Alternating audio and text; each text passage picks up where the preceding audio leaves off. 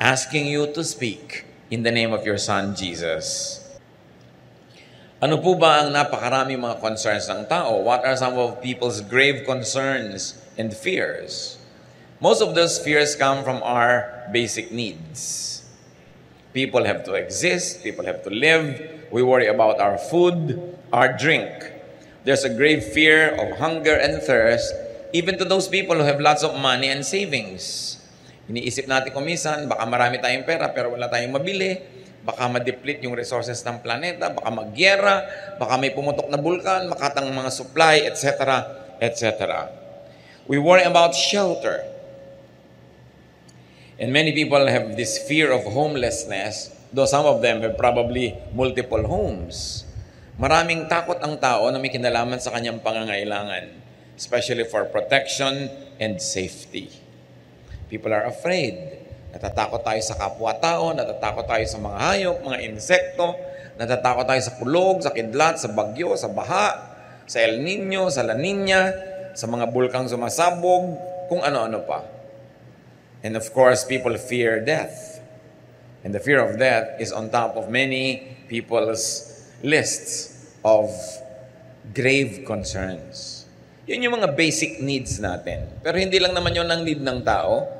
People are also sometimes bothered by what you might call intermediate needs. The need for acceptance. Sometimes you have everything pero hindi ka sikat, hindi ka paborito, wala kang masyadong kakilala o kaibigan, at yun ay malaki ring problema ko minsan. We need affirmation. Dapat natin nadidinig, very good, you are welcome, ang ganda mo, ang ganda ng damit mo.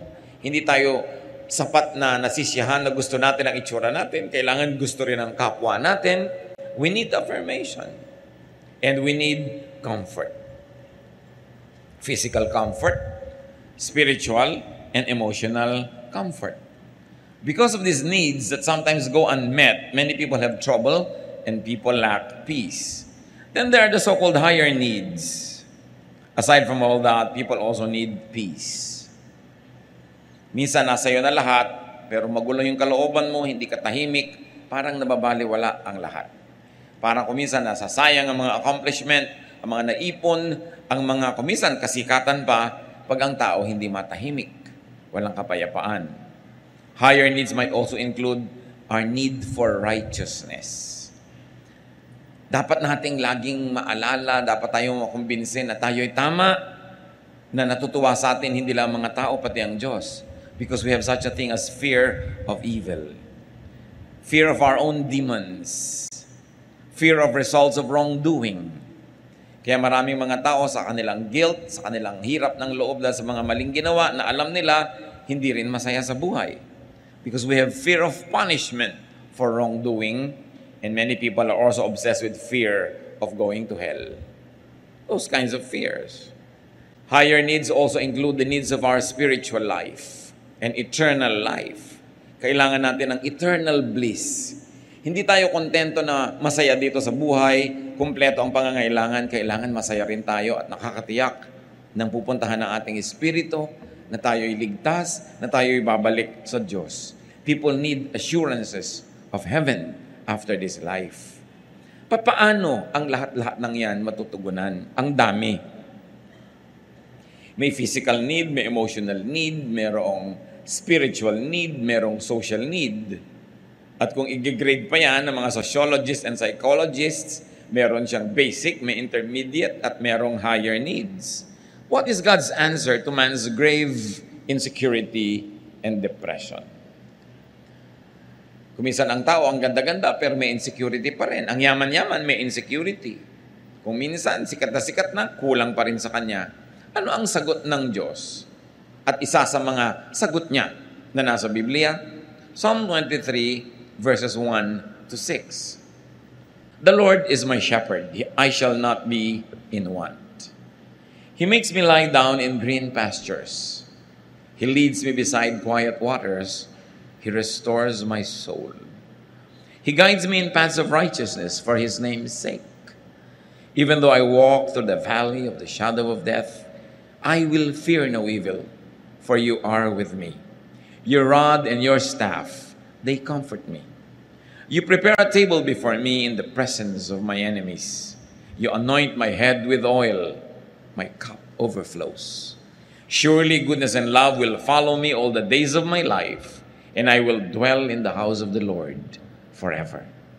One of the most powerful and famous chapters of the Old Testament, Psalm 23. You can imagine the psalmist, nung ito ay binigkas, sinulat, nilikha, at inawit-awit at pinaulit-ulit awitin. Ano kaya ang kalagayan niya? Maaring siya ay isang mananampalataya na siguradong-sigurado sa kalagayan niya sa Diyos. At inisa-isa lang niya dito kung ba't siya sigurado. Inilistan niya para malaman ng iba, marinig ng iba, at nang tulad niya, maging sigurado rin sila sa kanilang mga buhay. Pero pwede rin baligtad. Pwedeng isa rin itong mananampalataya na hindi sigurado. Nag-aalinlangan, nangangapa, nai-insecure. At sa kanyang mga pagbubulay-bulay, sa kanyang mga araw, gabi ng takot, lungkot, pangamba, nerbiyos, hinanap niya ang maaring maging dahilan para siya magkaroon ng kapayapaan. At anong kanyang ginawa? Ipinaalala niya sa sarili niya kung sino siya. At kumbaga siya ay tupa kung sino ang kanyang pastol. At inisa-isa niya ang dapat niyang maalala at maisip para mawala ang kanyang takot, lungkot, pangamba. So maaari itong mag-apply kahit kanino sa atin. Kung kayo yung secure na secure sa buhay, recite this, sing this, memorize this, share this with people so that they too may be like you. Secure, quiet, peaceful, happy, contented. Pero kung kayo naman yung kabaligtiran, insecure, afraid, bothered, troubled, upset, anxious, stressed, etc., etc., dapat din gawin, pag-aralan ang chapter na ito, memoryahin, bigkasin, isa ulo, isa isip, isa buhay. At kung dinadalaw tayo ng ganung mga uri ng mga takot at pangamba, mulit-muli balikan, alalahanin, kantahin, tulain, basahin itong Psalm 23. Ano yung mga pinag-usapan nating nagpapahirap ng loob ng taong pangangailangan niya? Food, drink, and shelter. Basic needs. Anong sagot ng Panginoon? Psalm 23:2. He makes me lie down in green pastures. He leads me beside quiet waters. Para sa mga tupa, wala namang mahalaga kundi damo at tubig. Kaya lang ang mga tupa sa Israel, kung merong dapat ma-insecure na mga tupa, sila yon. Kasi most of Israel is a desert or was a desert. So konti ang damo. At lalong konti ang tubig. Isa lang ang ilog doon yung Jordan. At kung makikita nyo yung Jordan, sasabihin nyo, anong klaseng ilog to? Ang liit-liit, ang payat-payat at maputik. At hindi naman kalakihan na ilog ito. Yun na yung inaasahan ng buong bayan ng Israel na magdidilig sa kanilang mga halaman. Yun na yung pinupuntahan ng bawat tupa para uminom. Pero sabi nitong tupang nangangamba at na-insecure, pinapaalala niya sa sarili niya kung sino ang Panginoon. Sabi niya, "Oh God, you let me rest in fields of green grass. You lead me to streams of peaceful water." Pababa po kasi yung terrain ng Israel at itong Jordan na ito ay patungo sa Dead Sea. Kaya may mga bahagi ito na magulo kasi bumababa, may mga bato-bato. Ang mga tupa ayaw nilang uminom pag ang tubig ay gumagalaw, umaagos, lalo't lumalagaslas o rumaragasa. Kahit nauuhaw na sila, hindi sila dudukwang sa tubig na gumagalaw. Kailangan peaceful water. Yung walang kagalaw-galaw. Kaya sabi nitong tupang to, hindi lang ako binibigyan ng damo ng Diyos. Pinahihiga niya ako, pinapagulong-gulong ako, naglulupagi ako sa napakaraming mga berdeng damo. At hindi lang yun. Hindi lang may tubig, tahimik yung tubig. Not only water to drink, but the way I want to drink my water. Peaceful. Pinapaalala niya yun. Green pasture, you must remember, is also a shelter. Isang napakasarap na pahingahan at lugar kung saan ang mga tupa ay hindi lang kumakain, nakakapagpahinga pa sa sariwang damo. God gives not only the basics, but also abundance. Anong sabi ng Psalm 23 verse 5? You prepare a table before me in the presence of my enemies. You anoint my head with oil, my cup overflows. You treat me to a feast with my enemies watching around me. Dapat nating sariwain ang isang kaugalian sa Israel para lalo na tayong magandahan sa verse na ito. Ang mga desert dwellers, mga nakatira sa mga tent, pag may mga dumadaan at kanilang tinanggap sa kanilang tent at pinakain, sumalo sila doon sa tent. Tulad ng ginawa ni Abraham nung dumating ang Diyos at yung mga kasama niyang anghel, hindi naman sa loob ng tent yun eh. Outside the tent, merong extension yung tent para lang huwag mainitan yung nakaupo dun sa labas sa carpet at hindi yun sa loob ng tent para presko. Doon nagpapakain yung mga may-ari ng tent na yan. Sa maliliit na mga dulang, kumisan nilalatag lang nila doon sa carpet yung kakainin nila. At kitang-kita ng ibang mga tent dwellers, may bisita pala si kapitbahay kasi hindi sa loob kumakain. Ang ibig sabihin nun, pag ako'y may bahay, pinakain kita at sumalo ako sa'yo, walang pwedeng gumalaw sa'yo sa lahat ng mga taga rito. Dadaan muna sila sa akin. Sabi nga ng matatanda, dadaan muna sa ibabaw ng aking malamig na bangkay bago sila makarating sa'yo. So anong ibig sabihin? Na yung shepherd prepares a feast for you in the presence of your enemies. Sinasabi ng ating shepherd, walang makakagalaw sa kanya mga tupa na hindi mo nadadaan sa kanya. At willing siya na ibigay maging ang kanyang buhay to protect us from our enemy. Of course, we have earthly, worldly enemies, but more than that, we have our spiritual enemy, Satan.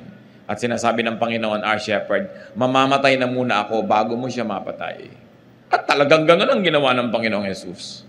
Namatay siya para sa atin, kaya hindi na tayo pwedeng patayin ng kalaban kasi kinuha na ng Panginoon ang ating lugar at siya na yung namatay para sa atin.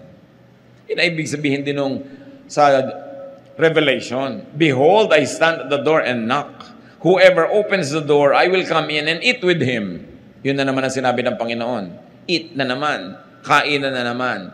Isa na naman kahulugan, pag pinapasok mo ako sa iyong puso, magiging shepherd mo ako. Magiging host mo ako. Ako na muna ang mamamatay bago ko payagan na may mangyayaring masama sa iyo. That is Eastern etiquette. At kakambal pa ng etiquette na yan, yung you anoint my head with oil.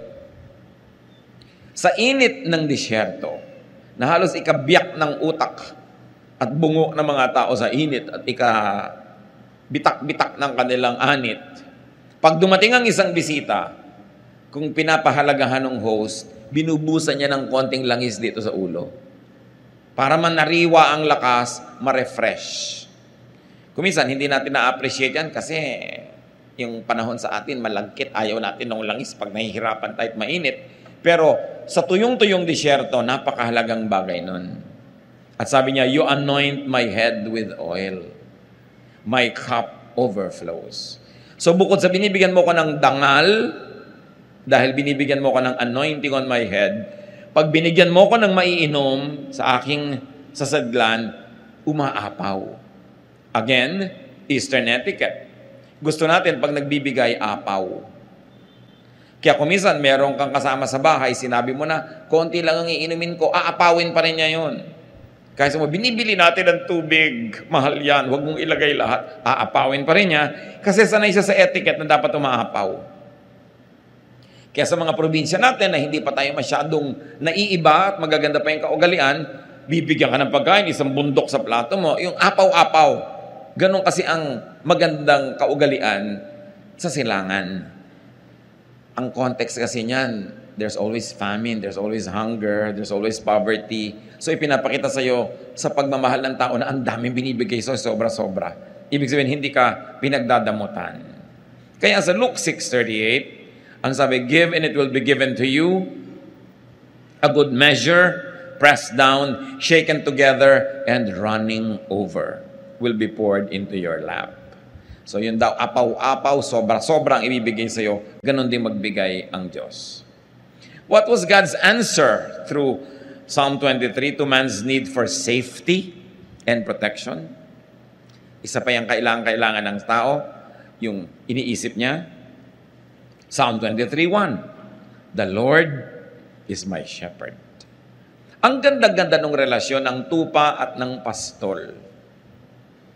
Kasi talaga po, ang tupa, matigas ang ulo, makakalimutin, at laging naliligaw.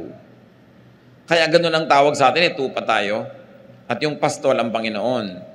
Ang pastol, kung sila'y naglalakad, pila-pila, hindi naman pwede sabay-sabay, kadalasan dumadaan lang sila sa makikitid na mga landas, dumadaan sila sa mga bukid na may tanim dito, may tanim doon, kaya kailangan sa gitna lang sila dumaan, o kaya sa gilid ng bundok na pwede ka mahulog, kaya isa lang linya. Either ang shepherd nandun sa una, susunod sa kanya yung sumusunod, at yung kasunod, sumusunod, kasi ang mga tupa, sumusunod lang kung sino yung nasa una. Kaya yung mga nandaraya, pupunta doon sa una, ililigaw yung mga tupa, naliligaw lahat. Di ba ganun din sa spiritual life? Sumusunod ka dun sa umuuna, yung nagpapauso, yung pinaniniwalaan mo, ang dali-daling iligaw ng tao pag hindi ang Panginoon yung nasa una. Pwede rin na ang shepherd nasa dulo. Nasa malayong dulo siya ng pila. Kaya kung naglalakad sila, yung nangungunang pinagkakatiwalaan na tupa, yun ang mangunguna sa daan nila. Nasa dulo naman yung shepherd kasi baka may mga lions, may mga mababangis na hayop na gustong kainin yung nasa dulo. O baka yung mga nasa dulo, pag hindi nabantayan, maligaw, magkamali, wala nang makakaalam. So madalas nasa dulo yung shepherd. At pagka dumadaan sila halimbawa sa mga parang maisan o taniman ng trigo, yung mga tupa ko minsan, kumakagat-kagat doon sa mga prutas doon, kumakain kain na hindi dapat, nakikiraan lang sila. Yung shepherd, may bato yan, babatuhin niya sa malayo, tatamaan naman si tupa. Maaalala nito pa, ay oo nga pala, hindi ako dapat pagmerienda dito, hindi ito amin. Tutuloy na siya. At yung shepherd, di ba ang tungkod doon parang question mark? Kasi pag may lumiliko na tupa, hihilahin yung leeg, babalik ka. Nahihila ka na gano'n, sakit, pero babalik ka. Ganon din tayo. Pag naliligaw ng landas, hinihila ka ng Panginoon, masakit. Para sa, ay, pinapalo yata ako ng Diyos. Hindi ka pinapalo, hinihila ka lang nung kanyang, tungkod na nakaliko talaga yung dulo. Yun ang purpose nun. Ayaw mong masaktan, stay in line. No? Huwag kang lumiko sa kaliwa, sa kanan, diretso ka, at hindi ka mahihila ng ganon. So, ganon yung relasyon ng tupa. Eto pa, ang shepherd. Pag may sasalakay ng mga wild beasts na gustong kainin ng tupa, yan ang humaharap. Kaya yung tungkod niya, yung rod and staff niya, hindi lang niya pang disiplina yun sa tupa, panglaban naman niya yun sa mga leon, sa mga mababangis na hayop, para i-protect niya. And it is not unusual for a shepherd to die for his sheep. Yun yung relasyon. Ang shepherd, pagka gabi na at matutulog sila sa isang lugar, pag umagang-umaga na at aalis na sila, meron siyang sipol o kanta o huni, madidinig ng mga tupa niya yon, susunod na sila at lalabas. Bakit? Kasi po, pagka ang mga tupa ay nandun sa desert, hindi lang naman sila ang tupa sa balat ng lupa. Marami pang iba. Marami ring ibang shepherd. So sa gabi, inaabot sila ng gabi siyempre sa mga ilang na lugar. Saan sila matutulog? I have seen some of these structures in Africa na maaaring kamuka ng mga nandoon din sa Israel. Na merong mga matataas na mga tinik, yung mga matitinik na mga sanga, iniipon niya ng mga katutubo, ginagawang parang bakod. Bilog, meron lang gate. Yung mga baka o mga tupa na nanginginain kung saan-saan, paggabi doon sumisilong para itong hotel ng mga hayop. Merong siga sa gitna, merong fire, kasi ayaw lumapit ng wild beasts sa fire. At hindi sila agad-agad makakasalakay kasi may matataas na bakod nga ng mga siit-siit at mga tinik-tinik na inipon. Ngayon, ang mga tupa at mga pastol, nagkakasama-sama sa loob ng iisang ganong silungan or hotel. Nagbibigay sila ng konting bayad doon sa may-ari nun, pero paggabi, halo-halo sila doon. Yung matatalinong mga shepherd, umagang-umaga pa lang, madilim pa lang, aalis na siya at ang kanya mga tupa. Bakit? Kasi sa gabi humahamog o umuulan. Maaaring yung mga konting mga lupa na parang korting palanggana na yung porous yung kanyang lupa, hindi bumababa agad ang tubig, maaring sa gabi nakakatch ng konting ulan yon. At yung mga damo, konting ulan lang, tumutubo bigla. So ang gusto ng shepherd, pag umagang-umaga, silang mauna doon sa tubig. Kasi pag nag-inom na yung tupa niya, ubus na yon. Yung mga huling gumising, maubusan na. O kaya sila yung nakakain sa konting damo. So yung marunong na mga shepherd, madilim pa lang, meron siyang sipol na signal sa kanyang mga tupa. Lahat ng tupa niya, kahit may kahalong ibang tupa doon na nagtulugan kung saan-saan, pag nadilig yung sipol niya, makikita yung anino niya, lumalabas na nung gate, susunod sila lahat dahan-dahan. Kaya dapat yung tupa, alam niya yung boses ng kanyang amo. At yan yung sinasabi ng Panginoon na mag-ingat kayo. Hindi lahat pastol. Some come to steal, to kill, to destroy. Kasi meron mga fake na shepherd. Fine-fake nila yung sipol o yung huni o yung tawag nung shepherd. At pag yung mga tupang iba, nalin lang niya, nagsunuran sa kanya sa palabas, patay sila. Huli sila at ibebenta sila para katayin. Kaya dapat yung tupa, kilala niya ang kanyang shepherd. Ma-appreciate natin lahat ang mga talinghaga ng Panginoon tungkol sa tupa at sa shepherd. Kasi ganoon din tayo mga kapatid. Pag hindi natin talaga kilala ang tinig ng Panginoon, nadadaya tayo ng maling tawag. Nadadaya tayo ni Satanas, nadadaya tayo ng ating emosyon, nadadaya tayo ng ating mga desires, ng ating greed, ng ating lust. And before we know it, we followed a wrong shepherd. At tayo napupunta sa matadero, at tayo kinakatay, nasasaktan, pinapahirapan, pinapatay. Kaya napakahalaga unawain para appreciate natin yung the Lord is my shepherd. Yung Lord na namamatay para sa akin, yung Lord na ipagtatanggol ako, hindi ako dadayain, mamahalin ako, gumagawa ng paraan para ako pakainin, painumin, ipagtanggol, walang iba kundi ang Panginoon. At sabi sa Psalm 23 verse 3, He guides me in paths of righteousness for His name's sake. Or because of His name, because of who He is, He guides me. According to His name, according to the meaning of His name, which is shepherd, He guides me. Hindi niya ako lilitsyonin o kakainin. Hindi niya ako ipapahamak kasi ang pangalan niya, shepherd. At siya ang aking shepherd. Psalm 23 verse 4, Even though I walk through the valley of the shadow of death, I will fear no evil. For you are with me. Your rod and your staff, they comfort me. Yung pinag-uusapan natin tungkod niya. Ano pa ba ang hihigit sa kamatayan na nakakatakot? Wala na. I may walk through the valleys as dark as death, sabi noong tupa, but I won't be afraid. You are with me. And your shepherd's rod makes me feel safe. Pag nakikita nung tupa, yung daladala nung shepherd na tungkod, sabi niya, yan ang gagamitin niyang pamalo sa mga kalaban. Yan ang gagamitin niya pang protect sa akin. At kahit dumaan ako sa pinakamadidilim na mga libis, kahit dumaan ako sa hirap ng buhay na parang wala ng katapusan, kahit dumaan ako sa sakit at sakit na parang wala ng ginhawa. Kahit masuot ako sa pagbuhol-buhol na problemang parang hindi na maaayos pa, sabi ganoon, hindi ako matatakot. Hindi yung problema ang titingnan ko, hindi yung leon, hindi yung mabangis na hayop, hindi yung dilim. Ang titingnan ko, yung shepherd ko at yung hawak niyang tungkod. At pag yun ang tiningnan ko, mawawala ang aking takot. Because the shepherd is bigger than any beast. The shepherd is bigger than any problem. The shepherd is more brilliant than any darkness. Natatakot ka lang naman pag ang tinitigan mo yung dilim. Pag ang tinitigan mo yung mababangis na hayop. At katulad ni Pedro, nung tumitig sa mga alon at sa hangin, doon natakot, doon lumubog. Kaya pinipili mo ang iyong tititigan. Sasabihin mo, you are with me. What does it mean that the shepherd is with us? That he has compassion. You are with me. Kakampi kita. Hindi lang kita kasama, kakampi pa kita. At nakakapagbigay yon ng lakas ng loob. Sabi, your rod and your staff comfort me. Anong klaseng comfort?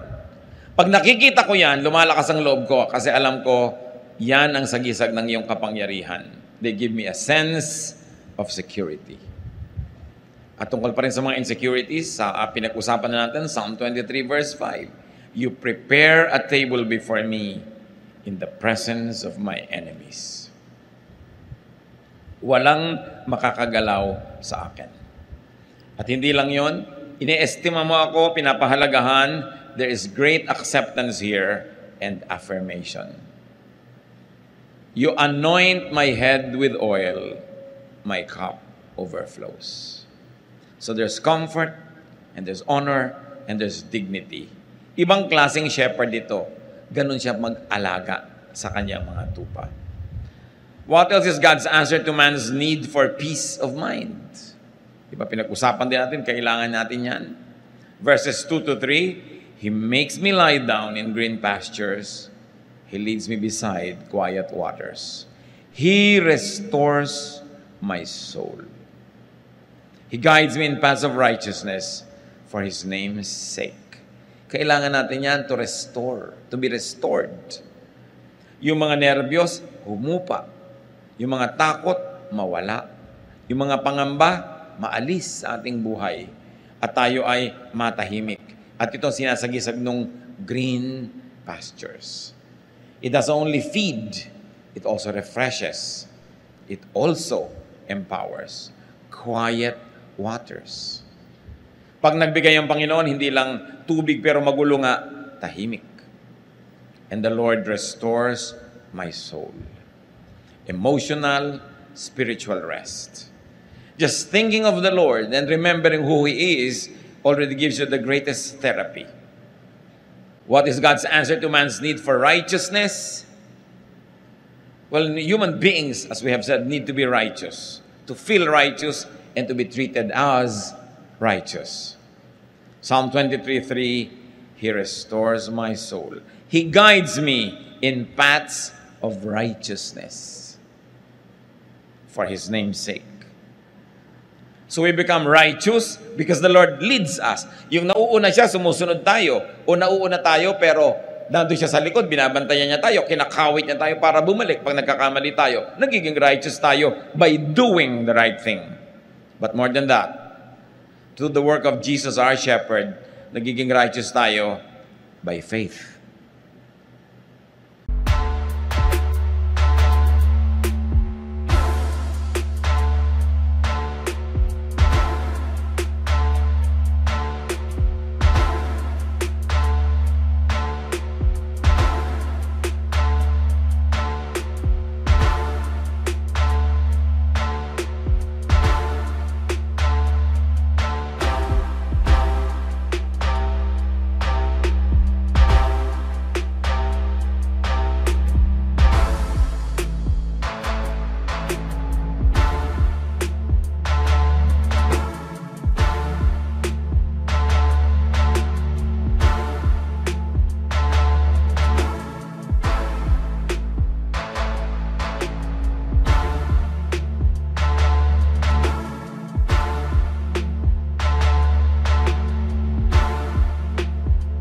Dalawang paraan para maging matuwid, banal, malinis. One, magpakatuwid ka, magpakabanal ka, magpakalinis ka. Do it, accomplish it through hard work.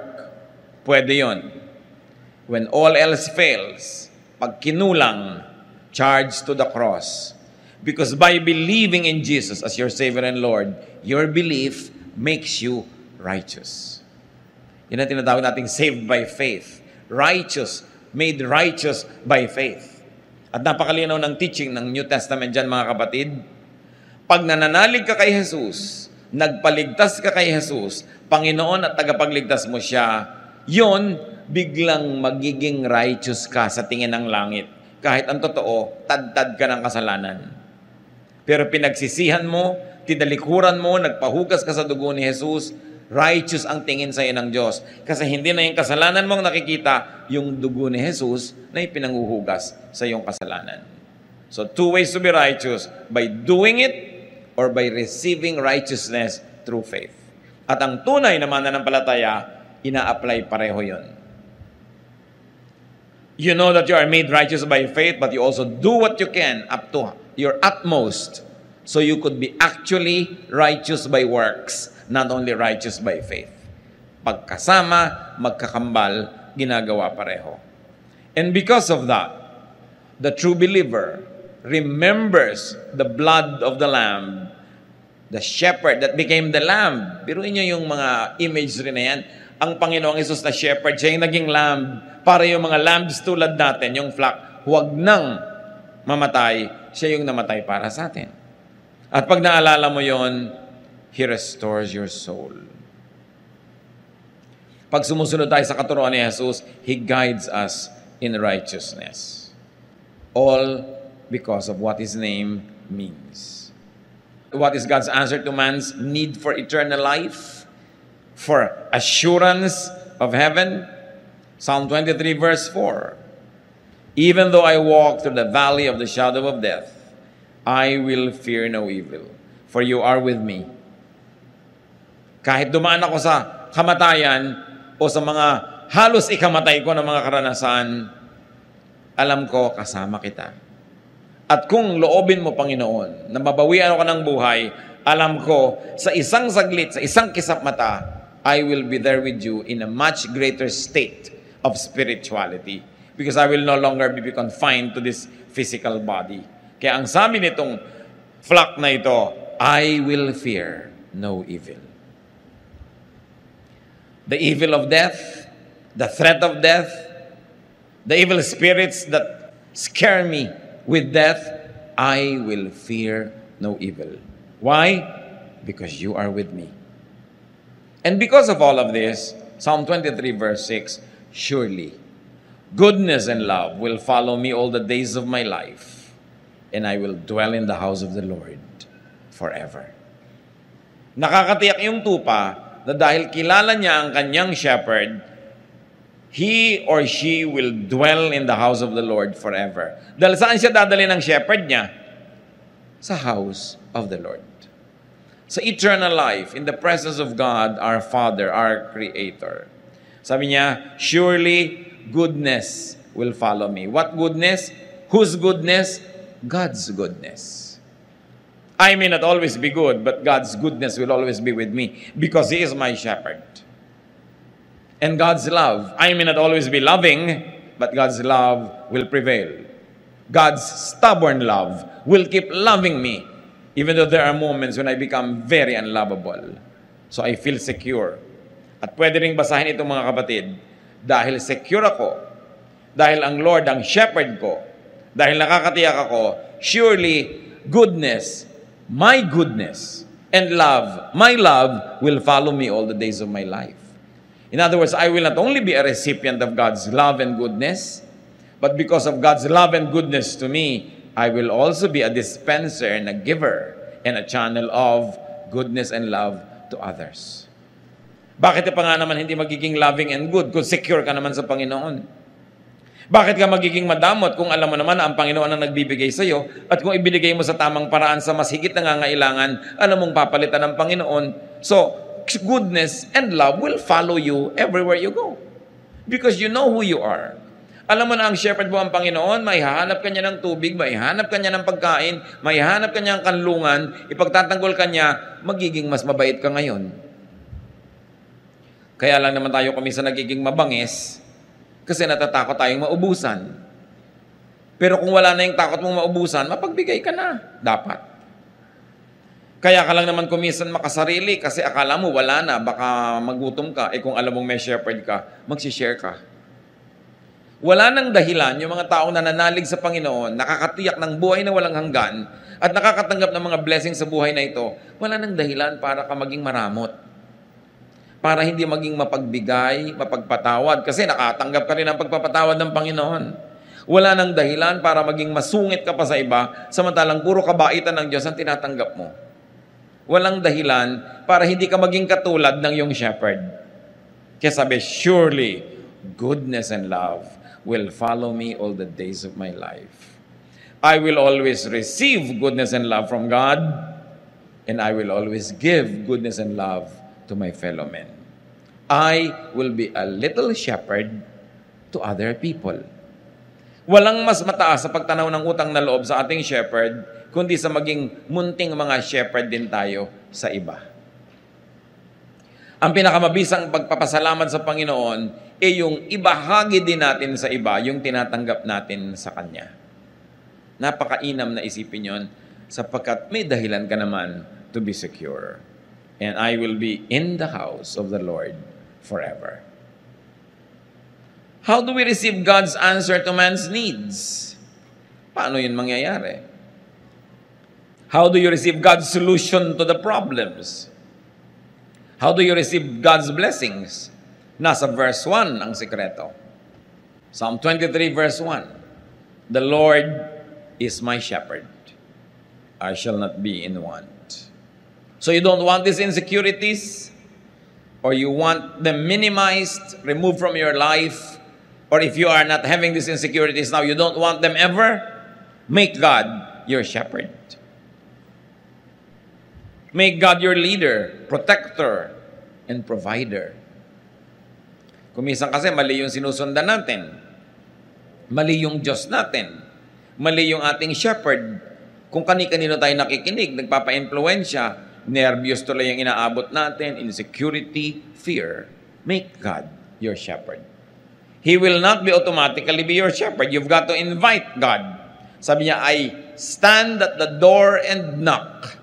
Whoever opens the door, I will come in and eat with him. Para yung rule na if P, then Q. If the Lord is my shepherd, then I shall not be in want. When hungry or thirsty, in a physical, emotional, or spiritual way, when broken or afraid, when you walk through your valley of the shadow of death, when alone or lonely, when troubled or anxious or depressed, ask the Lord to be your shepherd. He is only a prayer away. Kung minsan malakas ang loob mong pumunta sa isang lugar, biglang nalaman mo na lang, na-trap ka na pala, isa na palang dark valley. Call on God. Ask Jesus to rescue you. Tulad ng ginawa ni Peter nung lumulubog na siya doon sa tubig. Dati naglalakad siya, pero lumubog. Sabi niya, Lord, save me. Kung kayo ngayon ay nasa isang valley ng buhay nyo, ask God to hold you by the hand, to be your shepherd, and to take you out of that mess. Because God promises to be there. Huwag kayong kakapit sa patalim. Sabi, nagigipit ako, kakapit ako sa patalim. Bakit ka kakapit sa patalim kung nandiyan ang kamay ng Panginoon at inaabot ka? Bakit ka magre-resort sa mga paraan na hindi maka-Diyos? Magulo, mahirap. Lalong lulubog ka at lalong sisikip ang mundo mo at lalong magkakabuhol-buhol ang problema mo. Pag nagigipit ka na, namang problema ka na, it's high time to remember that the Lord is your shepherd. At hindi bagay sa mga tupa ng Diyos yung nagugutom, nauuhaw, nakakagat-kagat ng ibang mababangis na hayop. Kasi umaalis sila doon sa grupo. Kaya dapat stay together. Kaya ang gusto ng Panginoon, fellowship. Do not neglect the fellowship. Attend church, do Bible study, worship together, pray together. Kasi pag humihiwalay ka, naaakit ka ng mga mababangis na hayop na pag malayo ka na sa grupo, malayo ka na sa protection, nalimutan mo na kung sino ka, madali ka na nilang kainin. So ang dapat lang gawin, kung meron man sino sa atin na nalalagay dyan sa dark valley, magbalik loob. Bumalik sa Diyos. Tumawag. Dahil yan ang pinakamadaling tawagan sa lahat, ang ating shepherd. Hindi nagiging busy. Always ready, willing, and able. Ask the Lord to be your good shepherd. John 10:14-15, I am the good shepherd. I know my sheep, and they know me. Yun yung binabanggit ko sa inyo kanina. Intimate. Alam ng sheep yung boses ng shepherd niya. Just as the Father knows me, and I know the Father, and I lay down my life for the sheep. If the Son of God, the King of Kings, is your shepherd, bakit ka may insecure? Ba't ka nanervyusin? Hindi mo business na mag-provide talaga ng damo yung shepherd mo ang naghahanap nun. Pero dapat ang business mo sumunod sa kanya dahil doon kanya dadalin kung nasan yung damo. Dapat kang sumunod dahil dadalhin kanya kung saan merong quiet waters. At kung dumadaan ka sa isang deep, dark valley, lalong dapat kang sumunod sa Panginoon dahil tanging ang pagsunod sa Kanya ang pag-asa mong makaalis sa madilim at mapanganib na lugar. Pag magulo na ang buhay, huwag na mag-iisip ng solusyon na pampagulo pa. Sometimes may mga quick fixes. Merong mas madaling solusyon, pero madali lang yon ngayon, bukas may mabigat na bayad. Mabuti nang mahirapan ka ngayon sa tamang solusyon, pero bukas, palapit ng palapit ka sa solusyon ng problema mo, hindi palayo. Kailangan, the Lord is our shepherd. So follow the shepherd. Follow Jesus. Spend time, fellowship with the Lord. Dapat na pinaprioritize natin yung ating quiet time, prayer time, Bible reading, our Bible study, worship, service. Alam niyo kung kailan niyo nakaka-fellowship si Jesus? When you serve. Because Jesus is a servant. Sa niya, I came to serve, not to be served. So when we are serving, when we are doing God's work, we are side by side with Jesus. Sabi niya, my food is to do the work of Him who sent me. One of the best ways to fellowship with Jesus is to do the work of Jesus. Because you will be in the same team. Be the Lord's flock, and He will be your loving shepherd. Kung ayaw mo magpa-shepherd sa Kanya, di Kanya pipilitin, but you pay a heavy price. Nasaan tayo ngayon mga kapatid na estado? Tayo ba flock na ni Jesus? Tinanggap na ba natin siya bilang Panginoon at tagapagligtas sa ating buhay? Kung hindi pa, huwag niyong sayangin ang sandali. Sa isang prayer na time-team, personal, at pwede niyong gawin ngayon. Accept Jesus into your heart as your Savior and Lord. Imbitahan niyo siya na maging Panginoon at tagapagligtas. Ask to be forgiven of your sins. And then invite Jesus into your heart to be your King, your friend, your shepherd. Kung nagawa niyo na yan, mga kapatid, flock ka na ng Panginoon, nasan ka? Ikaw ba yung naliligaw ng konti ng landas? Kakain-kain niya sa gilid-gilid, lumalakad na yung grupo, naiwan ka na because you became busy with things that God did not want you to be busy with. Dapat magising ka at bumalik ka sa grupo. Konting-konti na lang, sabi sa Bible, the devil prowls around like a roaring lion looking for someone to devour. Kung ang Satanas ay parang leon na nagbabantay at nagmamatsyag, pumipili, humahanap ng kakainin niya. Sa palagay niyo, ang pipiliin niya yung ang lapit-lapit kay Jesus. May hawak na rod yun. Niya, itong babaeng itong nakaasul, medyo malayo-layo. No? Ito ang madaling kagat-kagatin, wala itong proteksyon. No? Nasa gilid-gilid. Ang lalaking itong nakapula, pwede ito. Ang babaeng itong naka-Adidas. Alam niyo ba na kahit ngayon nakabantay si Satanas? Nag-aantay siyang malingat kang malibang lumayo. Kaya yung iba makakagat, maalala na may grupo siya. Siyempre, hihilahin ni Jesus pabalik, masasaktan, pero nababalik. Yun ang pinakamasarap na sakit. Yung sakit dahil nababalik ka sa pila, sa tama mong dapat kalagyan. So, meron naman ng mga tupad na nalalaglag pa sa bangin. Hirap na hirap si Jesus na bumaba doon at kunin siya. At alam niyo yung good shepherd, iniiwan niya yung marami, binabalikan niya yung isa. So utang na loob, huwag mo naman pagurin ng Diyos. Huwag ka na lang lumayo, para hindi ka na pagpaguran na hanap-hanapin laging nawawala. So ang challenge mga kapatid, dalawa lang. Tupa ka na ba ng Panginoon? At sinabi ko na, kung hindi pa, magpatupa ka sa Kanya. Maging siya ang iyong pastol. At kung siya na talaga ang pastol mo, natanggap mo na siya, suriin mo lang kapatid kung nasan ka ngayon. Kasama ka bang naglalakad? Tumatawag ba siya? Inaantok ka pa, sipol na siya ng sipol, ayaw pang bumangon. Aalis na yung grupo. Nakikinig ba tayo? Nagpapapigil ba tayo kung pinipigil? Sumusunod ba tayo pag pinapasunod? Ama namin sa langit, salamat sa mga paalala. Ayaw namin na magkaroon kami ng mga takot, pangamba, insecurity. Lagi mong ipaalala sa amin kung sino kayo. Kung sino ang iyong anak na si Jesus sa aming buhay. Na siya ang aming pastol. Hindi namin trabaho magpaulan, hindi namin kaya yun. Hindi sa amin nakaatang yung paghahanap ng tubig para sa amin. Pero ang assignment namin, sumunod. At sa pagsunod namin, doon namin makikita yung tubig, yung damuhan, yung pahinga. At doon kami makakaalis sa madidilim at mga madadawag na lugar. Ituro mo sa aming maging masunurin sa iyong anak na si Jesus. Magbulay-bulay tayo mga kapatid kung meron tayong mga katigasan ng ulo. Bilang tupa. Gusto mo pa ikaw masunod, hindi yung pastol.